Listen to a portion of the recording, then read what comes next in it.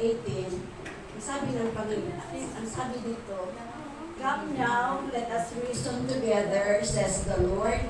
Though your sins are like scarlet, they will be as white as snow.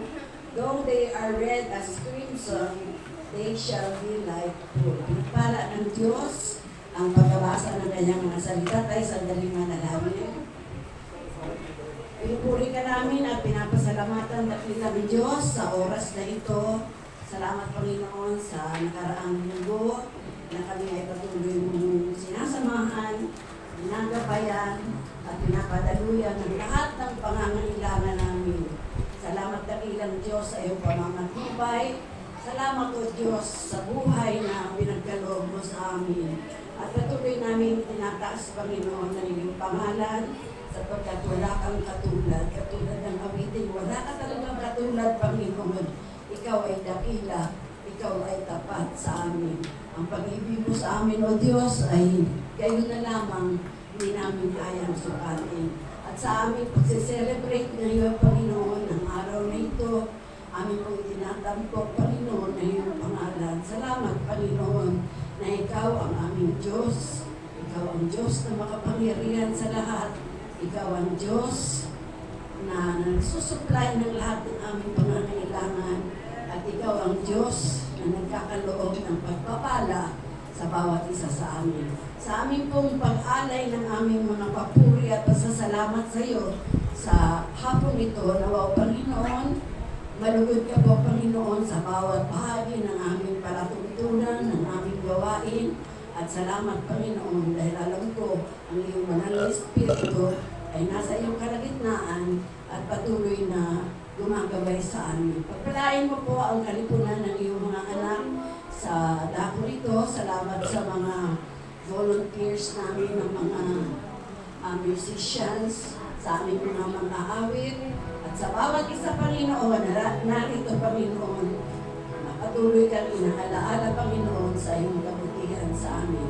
Salamat na ilang Diyos, pagpalain mo po ang bawat isa. Ito po ang aming sama-samang pananalangin. In Jesus' mighty name we pray. Amen. Sa ating patuloy na pagtayo, pakinggan natin ang awiting handog ng ating worship team.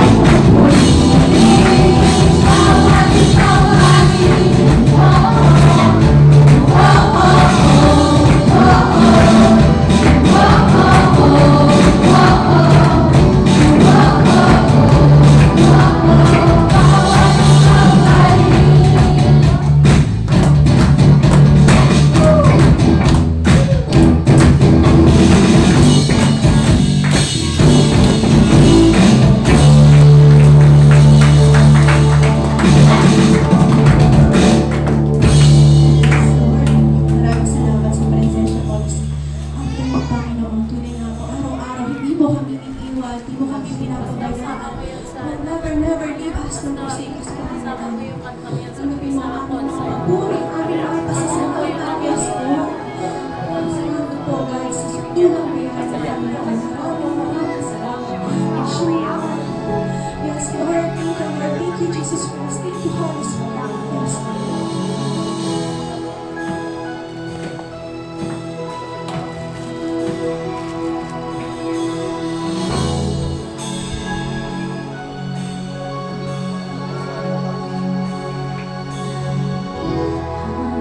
Hindi karapat-dapat magkukulang ng kapal at wagas mong pagsigtas. Lagi mga kapatid church. Habang walang kakayanan, nasuklian ka ng mabuti sa lahat mong ginawa. Hinapang mo ako sa aking kaluhan. Inibig mo ako nang di kayang tumbasan. O Diyos ng pagkalungan at katwiran, kahit minsan di nabahiran ang kabanalan, kawalhatian. Salamat sa sukulang biyaya mo, O Diyos ng pag-ibig na mas malawak pa kaysa aming mga pagkakasala.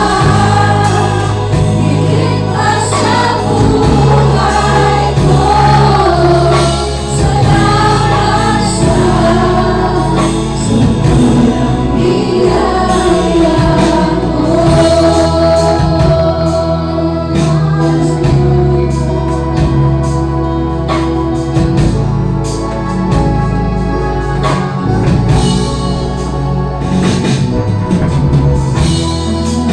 Sana manunubos ang ako ng parusa, nararapat sa akin.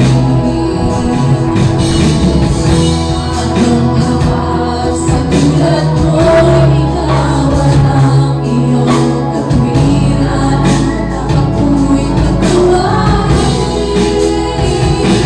Niyakap mo ako sa aking kaluhan. Inibig mo ako nang di kayang tumbasan.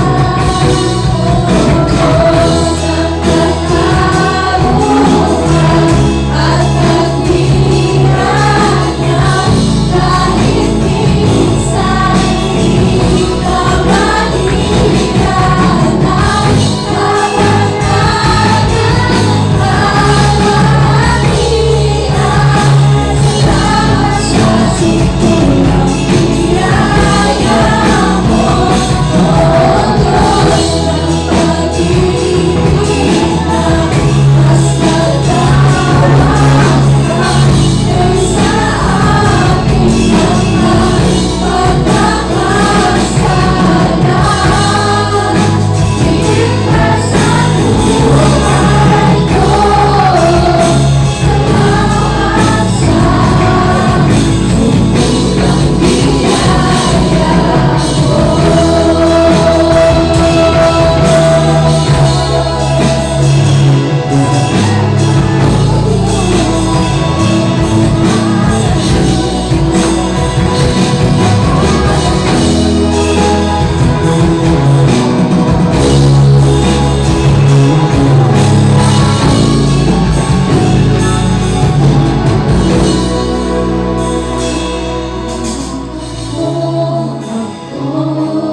Sa aking karuhan, inibig mo ako nang di kayang tumbasan.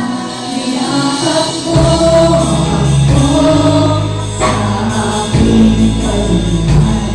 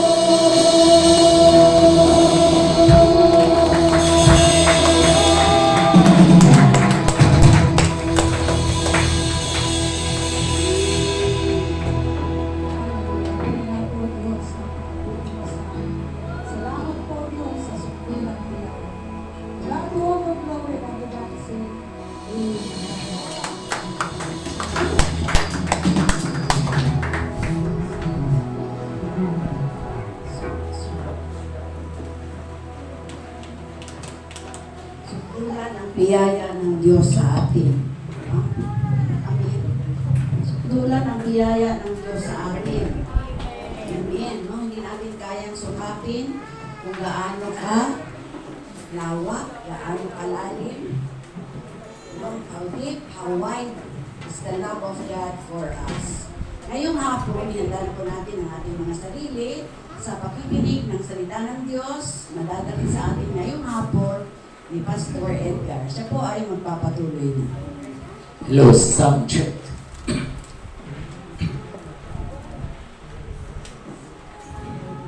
Magandang hapon po sa ating lahat. Magandang hapon din po. Good, may sumagot. Okay. Bago po ang lahat, tayo po ay manalangin. Ama naming Diyos na makapangyarihan sa lahat. Maraming salamat po. At muli ay tinipon mo kami sa dakong ito o sa tahanan ito upang kami po ay sama-samang magpuri o pasalamat at sambahin ka po namin sa Espiritu at katotohanan. Lord, nawa Lord, kung mayroon man hindi maunawaan sa mga sasabihin ko, alam ko Lord na kayo ang banal na Espiritu na siyang magpapaunawa sa bawat isa sa atin. Ito po aking dalangin ay binibigay ko po ang kapurihan sa pangalan ni Jesus na aming tagapagligtas. Amen at amen. Okay. Bago po ako magpasimula ay gusto kong batiin ang worship team sa pangunguna ni Ata Ana Colita, no? At saka yung drummer, gitarista, bass guitar, ang organist, at yung mga awit talagang nakaka-encourage, no? Request nga ni Ate Angie, yung kinanta nila kanilang araw-araw, sana daw sa concert, kantahin nyo rin. Masaya kasi yung araw-araw. Okay, so, thank God. Una, sa Diyos ako nagpapasalamat. Pangalawa, sa worship team. Okay. So, itong mensahe po ngayon, 4 years ago na. Almost 4. Kasi September kami mag-aapat na taon. Ano na ngayon? July, August, September. 2 buwan na lang. Katanungan, sino po sa inyo ang nakaka-memorize na matagal ko nang itinuturo 10 verses lamang po? Pakitaas ang kamay. Sino nakaka-memorize? Nakalimutan na. Dati may nakaka-memorize. Paano natin ma-apply kung hindi natin memoryado? Kaya nga, di ba, ang sabi dapat lagi tayong may sandata, yung tinatawag na armor of God. Di ba, dapat yung baluti nakasuot sa atin. Kaya, re-reviewin ko uulitin ko. Pakilagay nga po ang ating paksa sa hapong ito. Habang hinihintay, sino ang nakakaalam? How many verses ang Old Testament plus New Testament? 10 verses to memorize and to apply in your life. Application, di ba? So, ang Old and New verses, 31,102. Ulitin po. Ang verses po ng Old Testament and New Testament ay 31,102.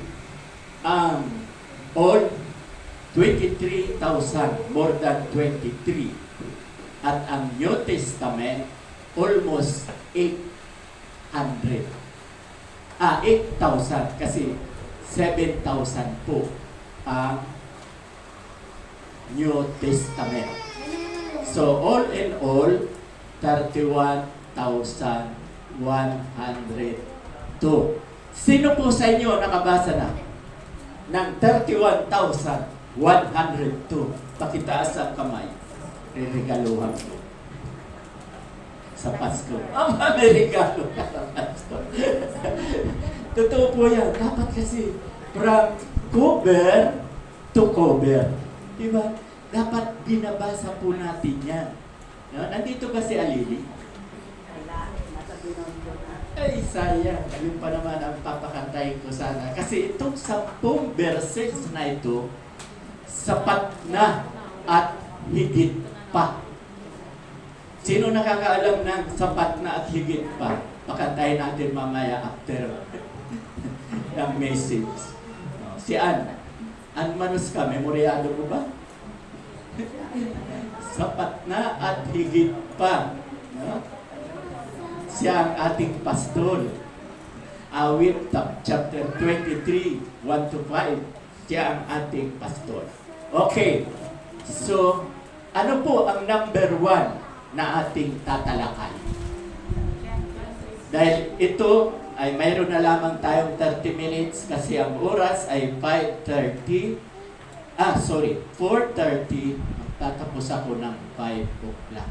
Yan na talaga ang ating uugaliin. 5:00 tapos ako rito sa pulpito. Kaya nakatitiyak ako, maaaring sa susunod na linggo ko itutuloy. Kasi itong 10, napakadali pero marami explanation para maunawaan natin. Una, number 1, yung heart of the Bible. Number 1, John 3:16. Sino pong nakaka-memorya? Pakitaas ang kamay. Good. 2. Good. 3, 4, 5. Diba? Napakadali. No? For God so loved the world that He gave His one and only Son, that whoever believes in Him shall not perish but have eternal life. Napakahalaga po nito. Kasi ito ang heart. Ito yung puso ng Bible. Ito ang, pag ito na memorya nyo, application na a-apply mo sa buhay mo, very good.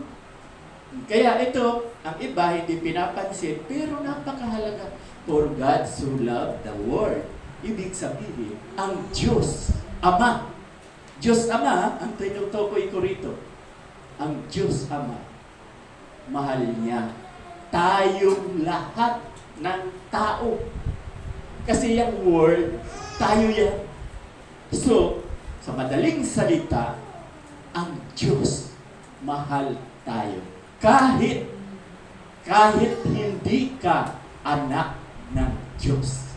Kasi lahat ng tao, mahal ng Diyos, pero hindi lahat anak ng Diyos. Sang-ayon ba kayo sa sinasabi ko? Hindi lahat anak ng Diyos. Kasi napakaliwanag, mababasa sa 1 John chapter 3, verse 12, ano ang sinasabi doon? Si Cain ay pinatay si Abel, kaya si Cain ay anak ng dyablo. So, dalawang klase ang tao. May anak ng Diyos, may anak ng dyablo. Bakit sila ay kampun ng dyablo? Mababasa rin sa 1 John chapter 3, verse 10. Ang nagpapatuloy sa pagkakasala ay kampun ng dyablo. Tandaan natin kung ikaw ay nagpapatuloy sa pagkakasala, huwag mong sabihin na ikaw ay anak ng Diyos. Kaya dalawang klase ang tao, anak ng Diyos at anak ng dyablo. Okay. So ang Ama, mahal daw tayo. That He gave His one and only Son. Sino ang ibinigay? Ang buktong na anak. Ang kaisa-isang anak. Walang iba sino? Si Jesus. Siya ang anak. So, sacrifice. Hinandog niya. Dahil Kung hindi mamamatay si Jesus, kawawa tayo mga Gentiles. Sabihin ko muli, pag hindi ka Hudyo, pag hindi ka Israelita, pag hindi ka Hebreo, Gentiles ka. So pag Gentiles ka, makasalanan. Sa makatuwid, makasalanan tayo. Gentiles tayo. Sino rito ang Hudyo? Taas ang kamay. Sino ang Israelita? Taas ang kamay. Sino ang Hebreo? Taas ang kamay. Mabuti may nagtataas. Kasi sa katotohanan, bakit tayo ay Israelita na? Hudyo na? Paulit-ulit ko lang itong sinasabi. Hebreo. Lahat yung tatlong yan, lahi ni Abraham. Ikadalawampung henerasyon si Abraham. Ikadalawampung. So, di ba? Uulitin ko na naman lang. Kasi kanina walang nagtaas, iisa lang. Ang tanong ko, sino rito ang Israelita, hindi na Gentiles? Uulitin ko rin lang. Galatia chapter 3, verse 29. Hindi ko na pinalista dyan dahil hindi naman kasama sa 10. Ano ang sinasabi? Si Pablo mismo ang nagsabi, kung kayo'y kay Kristo, anak ka na ni Abraham. Ulit, kung kayo daw ay na kay Kristo, anak ka na ni Abraham. O di, ano na tayo ngayon? Gentiles pa ba? Israelita na eh. Hudyo na. Anak na tayo ni Abraham. Galatia chapter 3 verse 29. At lahat ng ipinangako kay Abraham, matatanggap din natin. Yung kasaganaan ni Abraham, no? At pati yung kaligtasan ni Abraham, simula kay Isaac, Jacob, Judah, Perez, hanggang kay King David, 14 generation. From King David, Solomon, 15 to 14 to 28, from Babylonia yan. From King David to Babylon is another 14. From Babylon to Jesus is another 14. All in all, 42. Lahat po yan same. Kaya nga, pag hindi ka Israelita, iliwanag ko lang, pag hindi ka Hudyo, pag hindi ka Hebreo, hindi ka lahi ni Abraham, you are Gentiles. Makasalanan, hindi makakapasok sa kaharian ng Diyos. Gentiles, makasalanan. Kaya lang, thank God, ibinigay niya ang kanyang bugtong na anak na walang iba, si Jesus. Tayo, si Jesus.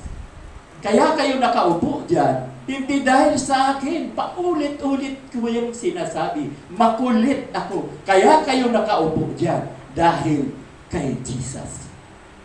And only Son, that whoever believes in Him shall not perish. Napakaliwanag. Dahil tayo ay nananampalataya, ito mayroon, mahapdi sa mata. Dahil tayo ay nananampalataya kay Jesus, hindi na tayo makasalanan. Pwede ba pakitaas ang kamay yung nananampalataya kay Jesus na siya ang totoong Diyos na nagkatawang tao? Ito yan. Kaya actually, thank God, lahat kayo nagtaas. Kaya ito yan eh. Diyos Ama, Diyos Anak. Tandaan po natin. Itong Ama at itong Anak, hindi yan dalawa. Ha? John chapter 10 verse 30. Sabi ni Jesus, I and my Father are one. So hindi po yan dalawa. Kaya napakaliwanag mismo ang Diyos Ama, ang hinandog niya ang kanyang sarili. Kaya lang, dapat maging tao siya. Dahil pag hindi naging tao ang God the Father, hindi siya kayang patayin. Kahit sino, kahit pasabugan siya ng dinamita at tuwing ba yung kinatatakutan ng Amerika ngayon na ginagawa ng Iran, nuclear bomb, hindi mamamatay ang Diyos. So, ano ang purpose? Bakit siya nagkatawang tao? Para mamatay sa krus. Dahil pag hindi siya nagkatawang tao, hindi siya namatay sa krus, kawawa kayo at ako. Dahil walang Kristo eh. Kung hindi nagkatawang tao ang Diyos. Kawawa kayo at ako. Saan ang tungo natin? Sa impyerno. Sino ang pupunta sa langit? Ang lahi lang ni Abraham. Mapalad sila. O dahil naman kay Kristo, kaya nga siya namatay sa krus, mapalad na rin tayo dahil lahi na tayo ni Abraham. Sino nga ayaw? Pag umayaw ka sa impyerno, ang tungo mo, at hindi ka Israelita. Spiritual po itong sinasabi ko. Hindi physical. Kasi until now, tayo ay Pilipino citizen. Ito po kasing Bible, spiritual po yan. Spiritual, tayo po ngayon ay lahi na ni Abraham. Okay. And only, ito pa, that whoever believes in Him shall not perish. At sabi man, ang mga sumasampalataya, utos ng Diyos Ama, sumampalataya tayo sa anak dahil hindi tayo mapapahamak. Perish. Believe, sumampalataya, maniwala. Ang lagi ko nga sinasabi dyan, memorize ABC. No? Hindi yung Animal Bite Center.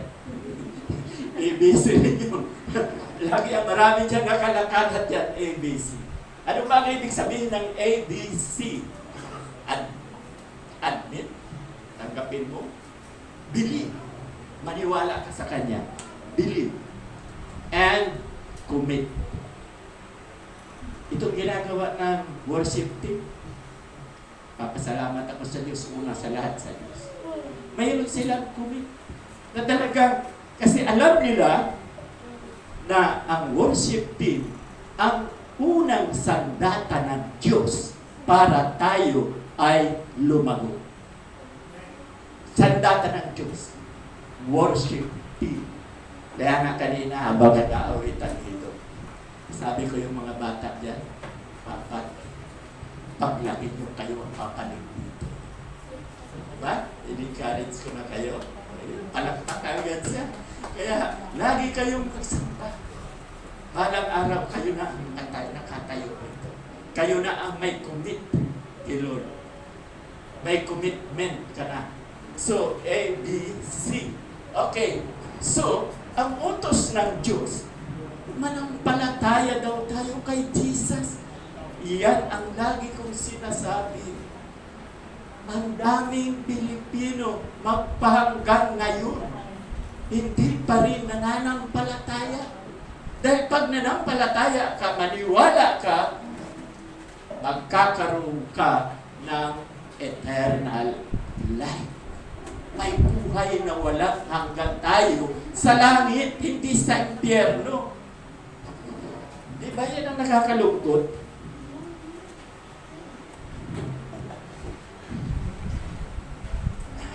Okay, so itong talatang ito, iisa pa lang yan. May 15 minutes na. 15 minutes na. Iisa pa lang yan. Baka abutin ng ilang linggo. Iisa pa lang na ipinapaliwanag ko na napakahalaga kasi na hindi pinapansin ng mga tao. Ito na nga ang lagi kong sinasabi. Sino ba ang dating mahilig sa karera? Dating mahilig sa high alay? Ako yun. Mahilig akong magsugal. No? Sa karera at sa high alay at saka sa waiting, mayroon niyang mga tip. Ito ang labas. Ito ang labas para manalo ka. Sa high alay, si Uyar Sabal. Yun ang pinakamagaling na mag-high alay. Okay, yan ang tip. Yan ang labas ngayon. Kaya maraming nananalo. Kaya lang, kaunti ang dividendo. Dahil ang ibig sabihin, maraming tumama. So, pagdating sa spiritual, ito na ang tip. Hindi pa rin pinapansin.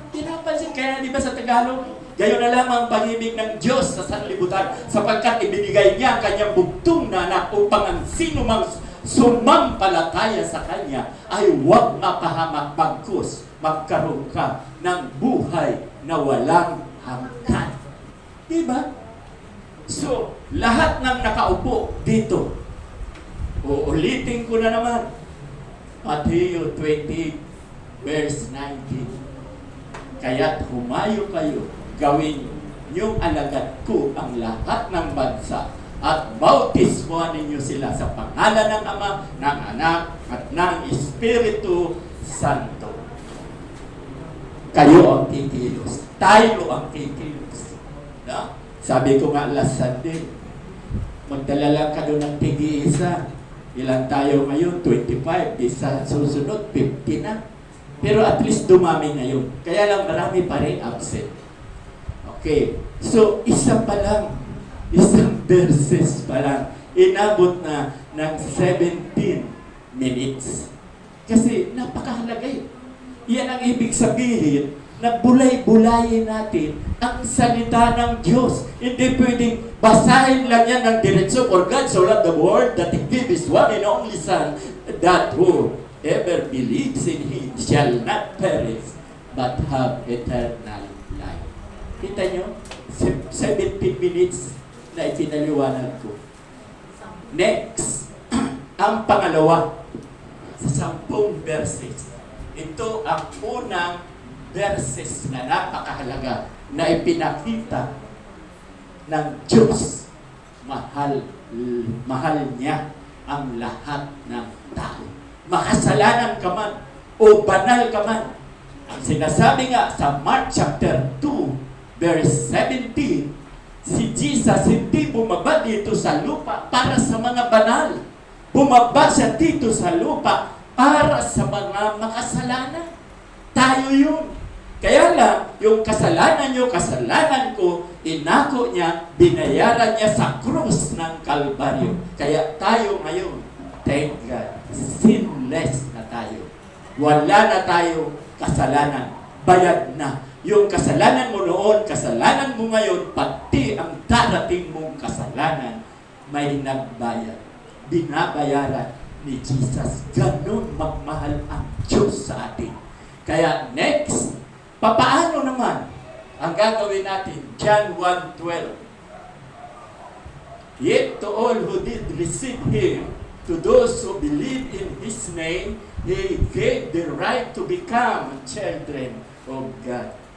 Sino man daw ang tumanggap sa ating Panginoon at nananalig sa Kanya o naniniwala sa Kanya, ay binibigyan niya ng karapatang maging anak ng Diyos. Yan lamang po. Sino po ba rito ang hindi pa tumatanggap? Pakitaas ang kamay, patatanggapin natin. Sa makatuwid, lahat na tayo anak ng Diyos. Lahat na tinanggap na natin siya. Ito na yung sinasabi ko kanina, na ang tao, dalawang klase. May anak ng Diyos, may anak ng Diablo. Ito. Diba?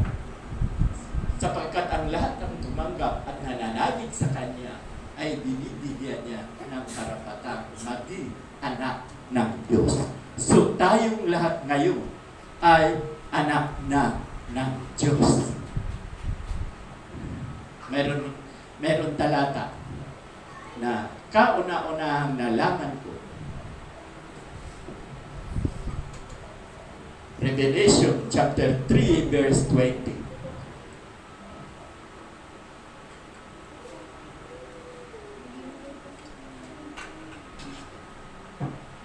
Sino po ang nakaka-memorize? Ito ang kauna-unahan kong na-memorize. Pahayag chapter 3 verse 20. Ang sabi po ni Jesus, ako ay nakatayo sa harapan ng inyong pintuan. Sino man ang makarinig nito at ako'y binuksan, si Jesus ay papasok sa kanya at magkasalo silang kakaroon. Nang mabasa ko po ito, nang itinuturo to sa akin ng pastor o teacher na nagpapaliwanag sa akin, nilagay ko sa aking isipan na hindi pintuan ng bahay ang tinutoktok. Pintuan ng puso ko. Ngayon, binuksan ko ang puso ko. Ang dating laman ng puso ko, 7 diablo. Babaero, lasinggero, butangero, palautangero na hindi nagbabayad. Ako yun. Nandiyan din, nabarangay na rin ako. Ako yun. No? Thank God, binago niya ako. Kaya nga, anong sinabi? Ang sabi sa talatang yan, siya ay pumasok. Kasi binuksan ko ang puso ko. Kung hindi ko naman palalayasin yung 7 diablong nasa puso ko, hindi papasok ang Holy Spirit. Pwede ba magsama-sama sa puso ko? Yung evil spirit, 7 pa naman, at Holy Spirit. Papasok ba? Hindi. Kaya ang ginawa ko, kinilala ko, makasalanan ako. Pinagsisihan ko ang kasalanan ko. Humingi ako ng tawad sa kasalanan ko. At higit sa lahat, tinanggap ko siya. Ito na yun. Tinanggap ko siya bilang Panginoon ko at tagapagligtas. Bilang Lord and Savior. Kaya ngayon, may pagmamalaki ko sa inyo. Anak na ako ng Diyos. Ini-encourage ko ang lahat. Sinabi ko, inamin ko na makasalanan ako para tanggapin ko siya.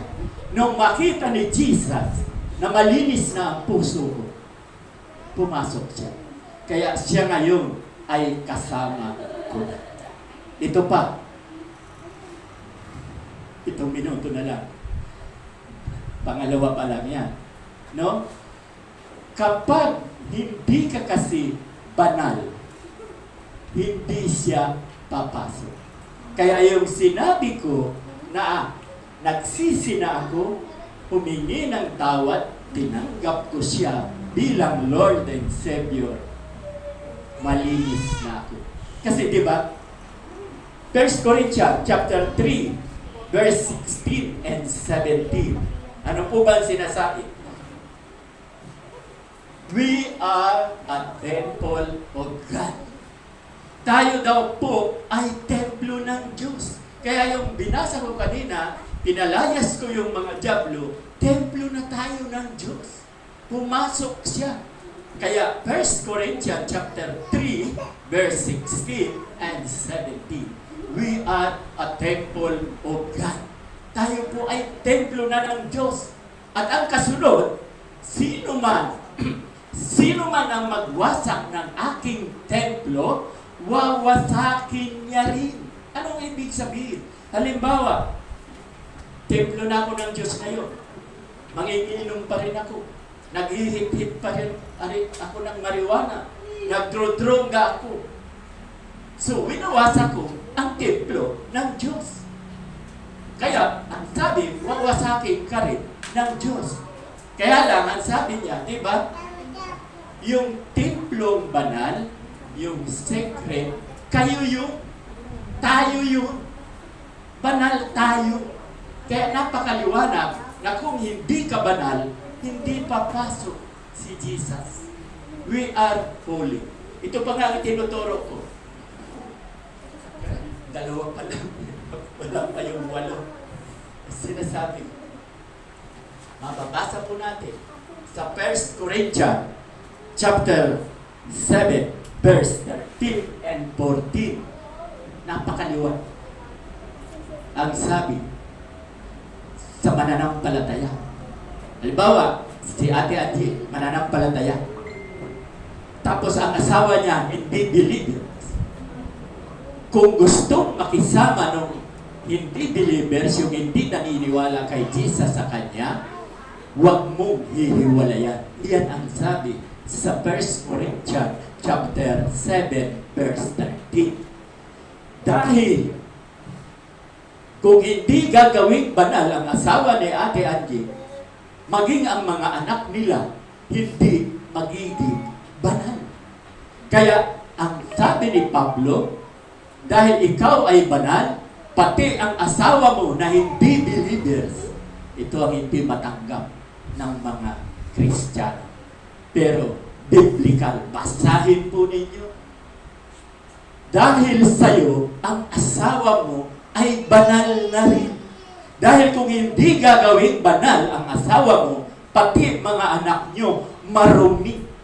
Kaya gagawing banal ang asawa mo dahil sa'yo, para ang anak ninyo hanggang kaapu-apuhan, holy. Banal na rin.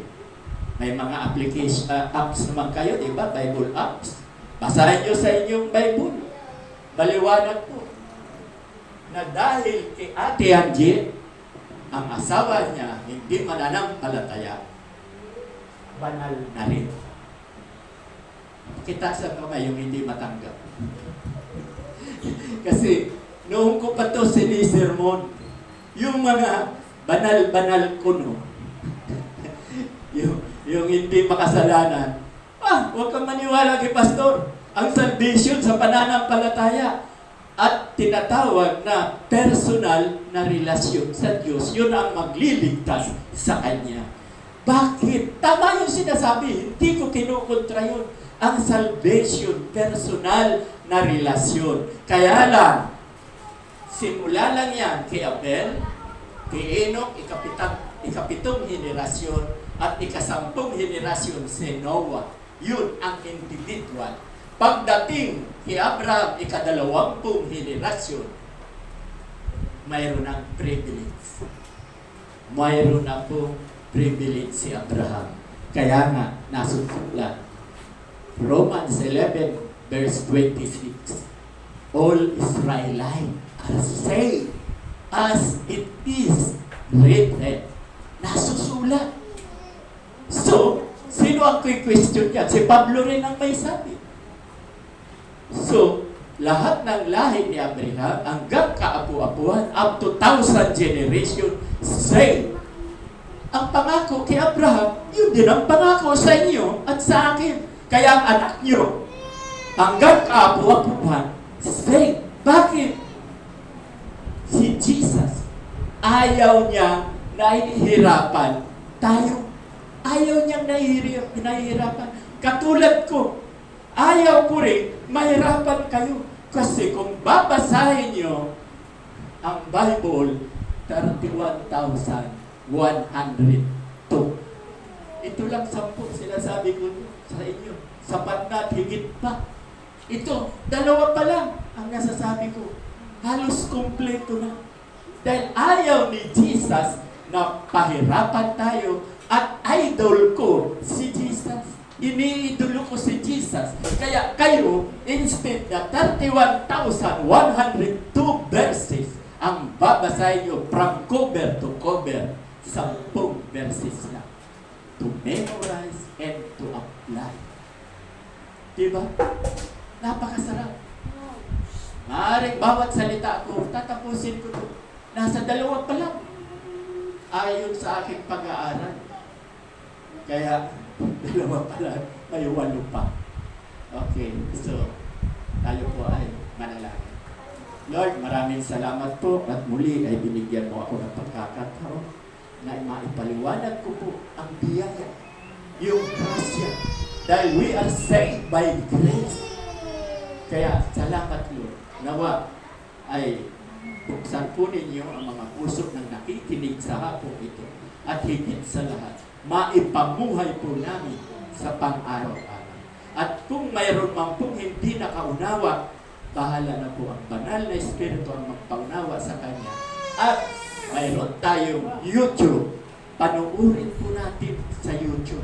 2 talata lang. Marami ng explanation. Ito po aking panalangin ay binibigay ko po ang kapurihan sa ating Panginoong Jesucristo na siyang tagapagligtas. Amen at amen.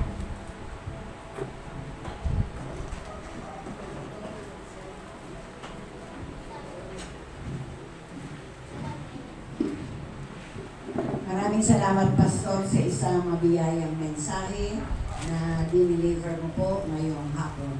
Ngayon naman po ay nasa panahon po tayo ng pagbibigay ng ating mga handog. Tinatawagan na po yung dalawang ushers para itumin ang handog.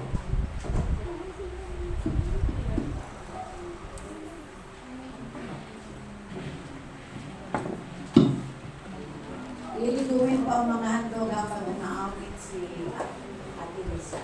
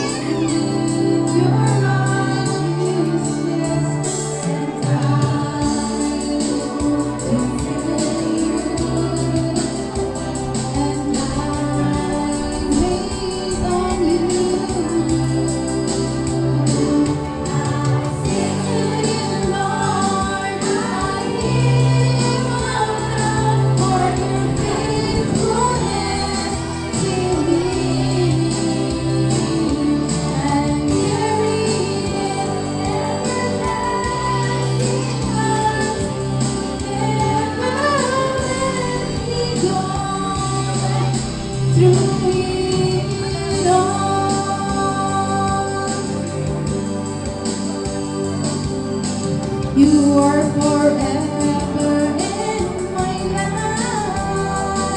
You see me through the seasons. Cover me with your hand and lead me in your righteousness. And I look to you.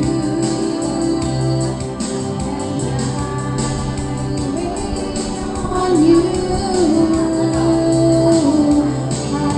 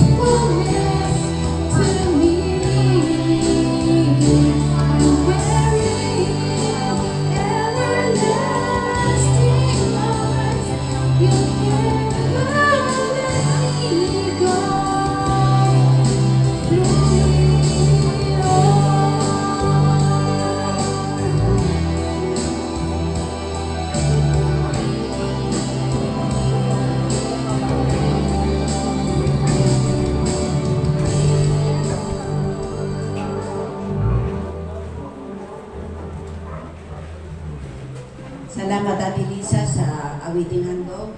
Ngayon naman po ay gaganapin natin ang ating communion. Ngayon po ay Communion Sunday. Mangyari pong umupo na po ang lahat para po sa ating gawain. Tinatawagan ko na po si Pastor Neil at si Pastor San Miguel. Tinatawagan ko rin si Pastora Ana at saka si Anne-Marie para mag-distribute ng mga elemento.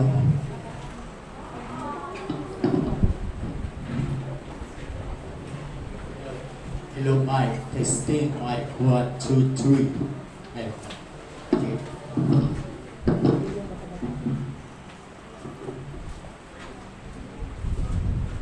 Inaanyayahan po tumayo ang kapulungan. Paalaala po sa lahat, bago po tayo kumain ng kaya siya sa atin ang tao ang kanyang sarili bago siya kumain ng tinapay at uminom sa kupa. Sapagkat ang sino mang kumakain at umiinom nang hindi kinikilala ang kahalagaan ng katawan ng Panginoon ay kumakain at umiinom ng kahatulan laban sa kanyang sarili. Kaya nga, ang iba sa inyo ay mahihina, sakitin, at ang iba na ay namatay pa. Sige na po, pwede na po ibigay ang tinapay. At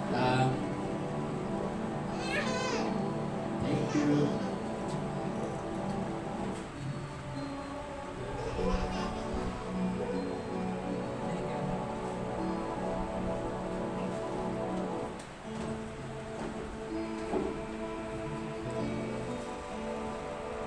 Sino yung umaawit habang ibinibigay?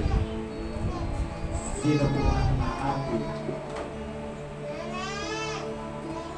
Ayan, mayroon.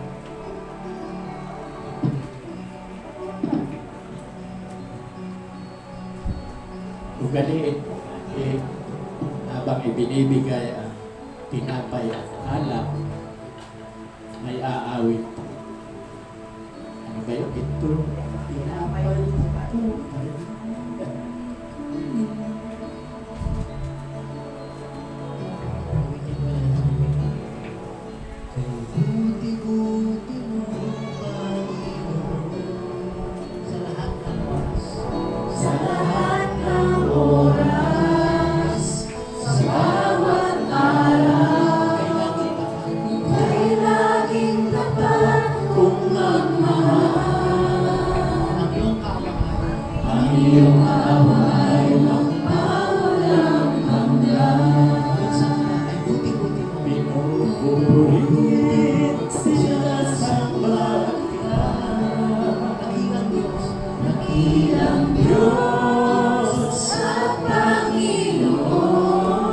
Hawakan po natin ang tinapay at sabay-sabay po natin kainin pagkatapos ng aking sasabihin. Sapagkat ito ang purong na tinanggap ko mula sa Panginoon at ibinigay ko naman sa inyo. Noong gabing siya'y pinagkanulo, ang Panginoong Isus ay umampot ng tinapay at nagpasalamat at pinagpira-piraso iyon at sinabi, ito ang aking katawan na inahandog para sa inyo. Gawin ninyo ito bilang pag-alaala sa akin. Sabay-sabay po tayo sa tinapay.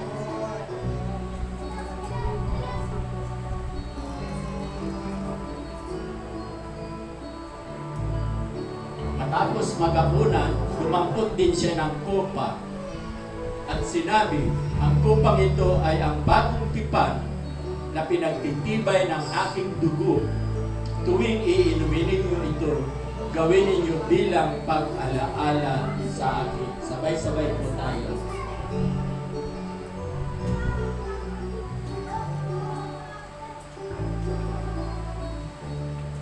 Hallelujah, hallelujah. Tayo manalangin. Dakilang Diyos, salamat po sa bulang biyaya na pinakita niyo po sa amin. Bagamat kami makasalanan pa, Panginoon noon, minahal niyo na po kami. Salamat po, Lord God, sa pag-ibig na ito. Pinakita niyo po sa krus ng Kalbaryo. Salamat po sa dugo mo po, Panginoong Jesus. Dahil po rito, meron kaming kapatawaran sa aming mga kasalanan. At dahil din po rito, yung pangako niyo po kay Abraham, ay Lord, nakakamtan na po namin, Panginoon. Nararanasan na po namin ang sukdulang biyaya ito. Salamat po sa pangalan ni Jesus. Amen. Amen. Amen.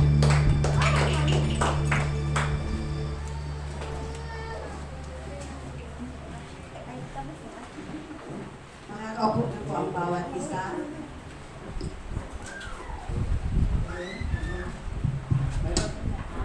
Para po sa ating pagbabalita, next Wednesday, meron na tayong gawain sa tahanan ng Academy.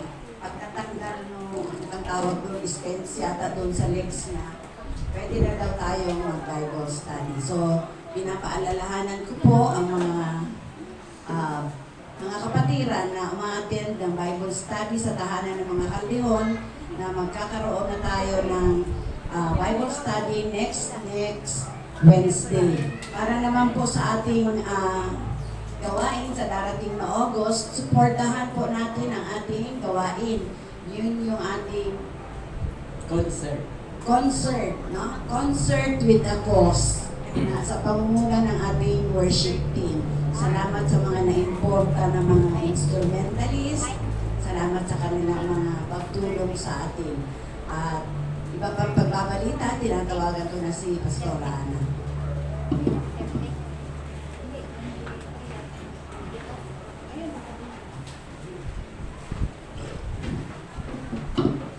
Okay, purihin po ang Panginoon sa magandang pinagkalang hapon. So mamaya po, wala po muna tayong bazaar to give way po para po sa practice po. So kailangan po namin asahin ang pagpa-practice kasi baka mayroong umatin at Bible Church o mayroon pong pumunta na mas magaling pang pumunta sa amin. Joke lang.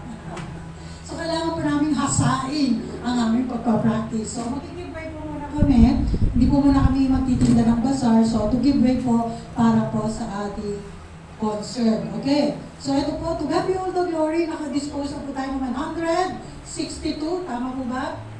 162. At nagpa-print pa po uli kami ngayon ng 80 pieces po ito. O salamat sa Panginoon kasi nilit ako ng Lord ng pa-print pa kasi sabi ko, okay na kasi parang ayoko na magpa-print kasi sabi namin para mag-dispose. Ngayon naalala ko, meron pa pala kami bibigyan. Sabi ko, sige, pa-print po ulit. To God be all the glory. At ito po, ang hawak po nila, yung aming treasurer po sa tickets. Ayan. So meron na po mga nagre-return po at meron na rin po itong bayang. Thank you so much po sa inyong po suporta. At sa mga susunod po, August 21 po, alas 4 ng hapon, dito po tayo, meron po tayo concert. Ang title po natin, Himig Papuri. So yung ating pagpupuri, lalagyan natin ng himig. At kanina po, naalala ko po, meron pong request daw. Gusto nila sa concert araw-araw. Okay, sa biyaya po ng Panginoon, your wish is granted. Yeah. Basta a-attend, bibigyan ka namin ng 10 ticket. Yeah. Meron na ba? So, yan. So, August 21 po, alas 4, kita-kita po natin. So, love you all the glory. Yun na po muna ang ating pabalita po. Hello, Mike. Testing Mike, 1, 2, 3. Karagdagan lamang po sa Bible study, hindi po kayong darating na Wednesday. Sa susunod pa po Wednesday. At dahil mga babae ang binabible study doon, 2 babae rin po ang magtuturo. Walang iba, makinig. Pastora Ana at Pastora Lilia. Kami ni Pastor din, hindi pwede, mga babae yun eh. No? Okay, Pastora Ana, narinig niyo ba? Pastora Ana, ay, hindi nakikinig. Sa susunod na Wednesday, mag-usap kayo ni Mrs. Kayong dalawa lang ang palitan na magbabible study sa tahanan ni Ate Lynn. Sino ang mauna? Magsabi lang, mag-usap kayong dalawa. Mauna si Ate Lynn. Okay, una sila Ate Lynn. Susunod si Ate Ana. Okay, at uulitin ko rin sa dakong portfolio family, kung gusto nyo rin po na magkaroon ng Bible study, kami naman dalawa ni Pastor Neil, balitan. Kasi doon may lalaki, may babae. No, kompleto. May kabataan, dati ang kabataan doon, umaabot ng 14 sa panahon. Ang panahon din, Ate Lela siya nagtuturo, 14 na kabataan at kababaihan at kalalakihan. Okay, so bago po ang lahat, inaanyayahan po tumayo ang kapulukan. Tayo po ay manalangin. Ama namin Diyos na makapangyarihan sa lahat, maraming salamat po sa biyayang patuloy po ninyong pinadadaloy sa bawat isa sa amin. Maraming salamat din po sa kagalingan na unti-unti po ninyong ipinakikita na kayo po ang dakilang manggagamot. Kaya lagi ko po isinasama sa panalangin araw-araw tuwing alas 3 hanggang alas 5 ng umaga. Si Ate Mel na dapat nawa Lord ay inyo na po ibalik ang dati niyang lakas. Pero nakikita ko po ang improvement. At maging si Ate Lenny, dinadalangin ko rin po 10 ng kanyang mga anak sa pangunguna ni Brother Eric, Ate Cindy Chato, Ate Christina at Ate Senja. Dalangin ko po na inyong pagpalain ang mga anak na ito. Dahil nabalitaan ko nga po, almost 500,000 ang ginastos sa pagpapaopera sa kanyang tubo. At ito rin nga po, maging ang mga anak ni Kuya Alex at Ate Mel, simula kay Angel Faith, Ann Maruska, ay at maging si Ate Ali at yung panganay na hindi ko po alam. Nawa Lord ay inyo rin pagpalain ang negosyo nila. Nananalig ako na kayo po ang Jehovah Jireh, God provider. Pagpalain po ninyo ang mga batang ito. At patuloy po akong lumalapit sa inyo. Maging ang ibang negosyante katulad ni Ate Angie, ni Ate Lisa, at ang iba pa na may negosyo, si Ate Alma, nawad din po pagpalain ninyo. At kung mayroon pang may karamdaman, katulad ng aking may bahay, mayroon din po siyang karamdaman na hindi makalakad ng malayo, sumasakit ang tuhod. Dalangin ko rin po na kayo ang dakilang manggagamot. Nawa po ay hipuin ninyo. Sa umaga nga po, sa hapon nga po ito, inihingi ko sa iyo ang basbas. Pagpalain nawa kayo at ingatan, ilingap nawa ng Diyos ang mukha sa inyo at paliwanagin, at higit sa lahat, ang kapayapaan ang siyang mag-ari sa inyo mula ngayon at magpakailan-kailan pa man. Amen. Amen. Magandang hapon po sa ating lahat. God bless everyone and see you all next Tama yan,